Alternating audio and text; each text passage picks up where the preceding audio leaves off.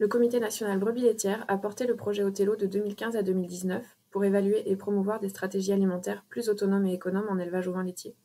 Nous nous sommes intéressés à l'autonomie alimentaire à 4 échelles différentes: la brebis, l'atelier au vin lait, l'exploitation, jusqu'au système socio-technique. Pour le contexte, imaginez-vous dans un élevage de brebis laitières sur les Causses dans l'Aveyron ou en haut de la montagne basque, avec un lot de plusieurs brebis, toutes alimentées de la même façon malgré des différences importantes entre les besoins des brebis produisant 3 litres de lait ou seulement un demi-litre de lait par jour à la même période, des aléas climatiques de plus en plus fréquents avec des conséquences sur les stocks fourragers ou le pâturage, le plus souvent un cahier des charges AOP qui limite les achats de fourrage et de concentrés en dehors de l'exploitation ou de la zone de production, l'identification électronique des brebis et le déploiement de distributeurs automatiques de concentrés en salle de traite qui permettent d'alimenter les brebis individuellement, et enfin le nouveau système d'alimentation INRA 2018.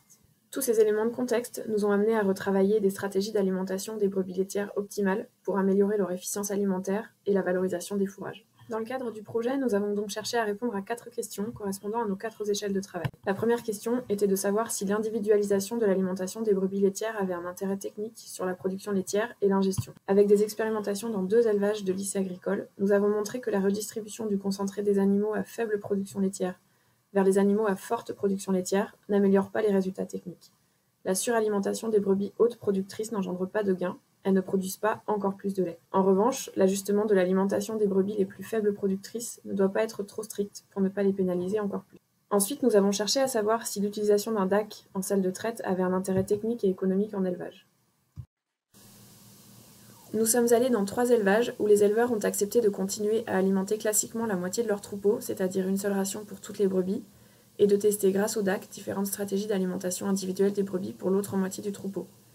L'analyse a montré que l'investissement dans un DAC permet surtout de mieux gérer les animaux en première lactation ou l'état corporel des brebis à certains moments clés comme la reproduction.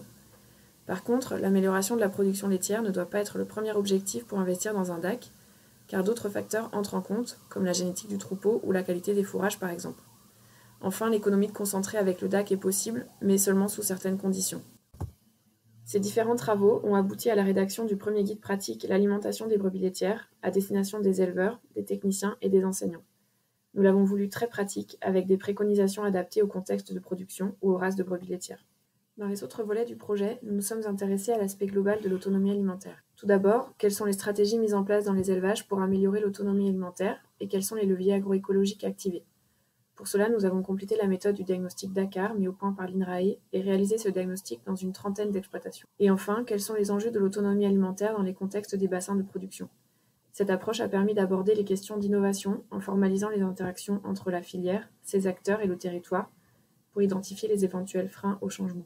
Pour finir, je vous invite à vous rendre sur la page web du projet hébergé par l'Institut de l'élevage où vous retrouverez tous les résultats et les publications. Enfin, je souhaite remercier les partenaires et les éleveurs qui ont contribué à la réussite du projet.